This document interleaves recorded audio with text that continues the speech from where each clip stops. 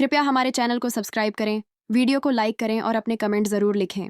घर के आंगन में आज तूफान सा माहौल था। शीतल का सामान दरवाजे के बाहर फेंका जा चुका था। दादी का चेहरा गुस्से से लाल था और पूरा घर सन्नाटे में खड़ा था। तभी अचानक रोही आगे बढ़ती है और दादी का हाथ पकड़ लेती है। उसकी आवाज़ कांप रही होती है, लेकिन आंखों में अजीब सा साहस होता है। वह कहती है, नहीं दादी, शीतल को इस तरह घर से मत निकालिए। मैं कोई बुरी इंसान नहीं हूं। मैं बस अपने घर को टूटने से बचाना चाहती हूं। सब चौंक जाते हैं। रोही की बात सुनकर एक पल के लिए पूरा घर शांत हो जाता है। शीतल हैरानी से रोही को देखती है, जैसे उसे यकीन ही न हो कि वही लड़की उसके लिए खड़ी है जिससे उसने इतना बुरा किया। रोही की आंखों में आंसू आ जाते हैं। वह आगे कहती है, अगर आज हम उसे निकाल देंगे तो ये घर जीत नहीं जाएगा, हार जाएगा। घर लड़ाई से नहीं, माफी से बचते हैं। शीतल का दिल भर आता है।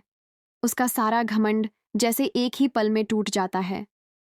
वह रोते हुए रोही के पैरों के पास बैठ जाती है और कहती है, मुझे माफ कर दो रोही, मैंने तुम्हारे साथ बहुत गलत किया। मैं जलती रही, डरती रही और उसी डर में मैंने तुम्हें चोट पहुंचाई। उसकी सिसकियां पूरे घर में गूंजने लगती हैं। नहार ये सब देख रहा होता है। उसके चेहरे पर दर्द और प्यार दोनों साथ दिखाई देते हैं। उसे पहली बार समझ आता है कि रोही कितनी बड़ी दिलवाली है। वह धीरे से रोही के पास आता है और उसके कंधे पर हाथ रखता है। उसकी आवाज़ भर्रा जाती है, रोही, तुम सच में इस घर की ताकत हो। दादी अब भी खुश नहीं होती। उनका चेहरा सख्त रहता है। वह कहती हैं, हर गलती माफ नहीं होती।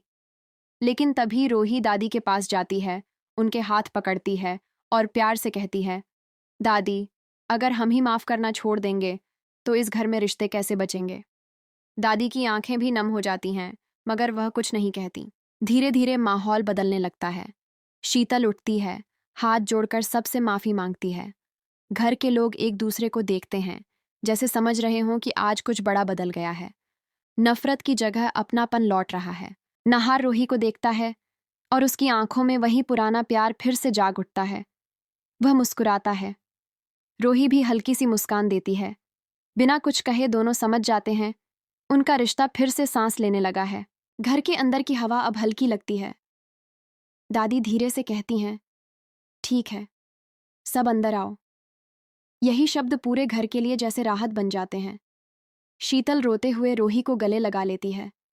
ये गले मिलना सिर्फ दो लोगों का नहीं, टूटते रिश्तों का जुड़ना होता है। और उस पल घर सच में बच जाता है।